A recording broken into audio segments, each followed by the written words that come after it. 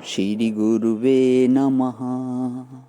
यस्य स्मरणमात्रेण ज्ञानम् उत्पद्यते स्वयं, या एव सर्वसम्प्राप्ति तस्मै श्रीगुरुवे नमः।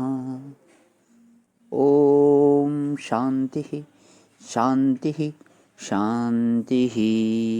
प्रणाम भगवान।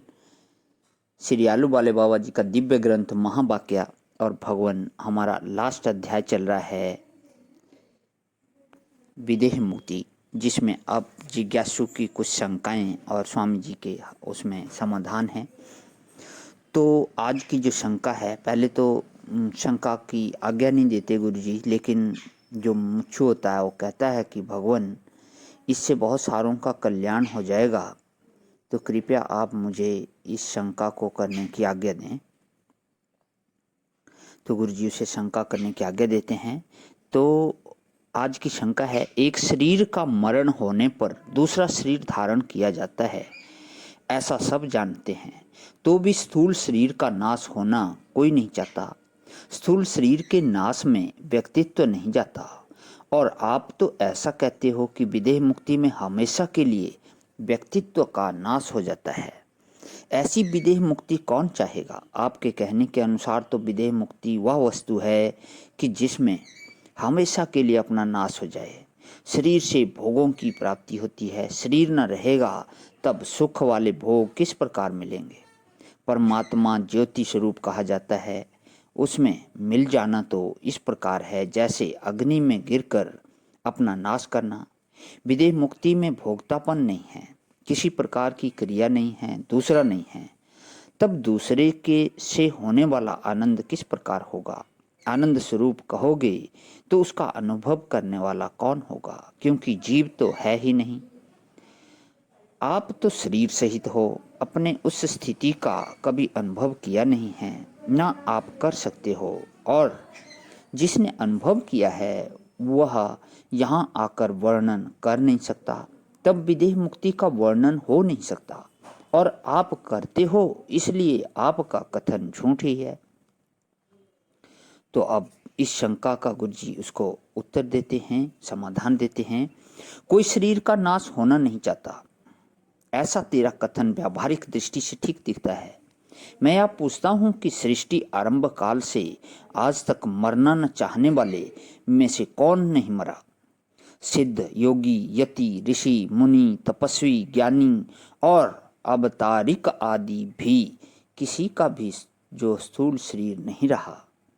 तब स्थूल शरीर का नाश न चाहने वाले को क्या फल मिला? दुख आदि के सिवाय और कोई फल नहीं है। आर्य शास्त्र वाले भिन्न भिन्न रीति से मोक्ष में जाने की इच्छा करने वाले सबका यह निर्णय है कि शरीर दुखों का घर है। जब तक शरीर रहता है तब तक दुख रहता है। इसलिए जिसमें दुख होता है उस अज्ञान अविवेक के नाश सहित शरीर का नाश होने से ही दुख रहित स्थिति प्राप्त होती है। शास्त्र की दृष्टि से शरीर दुख रहित नहीं हो सकता। व्यावहारिक दृष्टि से भी विचार कर देखा जाए तो स्पष्ट मालूम होगा कि शरीरधारी कोई भी दुख रहित नहीं होता।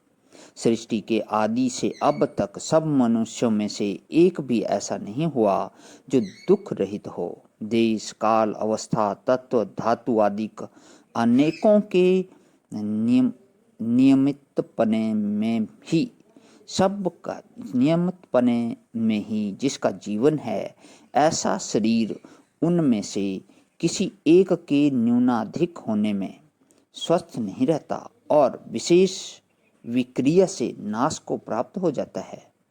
शरीर में जन्म, प्रकटता, वृद्धि, परिणाम, अपक्षय और नाश, इच्छा, विकार स्वाभाविक हैं। इसलिए वह एक हालत में कभी नहीं रह सकता। इससे सिद्ध होता है कि उसमें दुख ही है। कोई कहे कि दुख भले हो, साथ में सुख भी हो। साथ में सुख भी तो है। सुख की लालसा से हम थोड़ा सा दुख भी सहन कर लेना चाहते हैं। इस प्रकार की बुद्धि वाला हमारे उपदेश का अधिकारी नहीं है, क्योंकि उसकी बुद्धि इतनी दूषित है कि वह यथार्थ देख नहीं सकता। जिसको लौकिक में सुख कहते हैं, वास्तव में वह भी सुख नहीं है। थोड़े समय के लिए उसे सुख मान लिया जाए तो भी सुख की अपेक्षा से दुख अत्यंत अधिक है।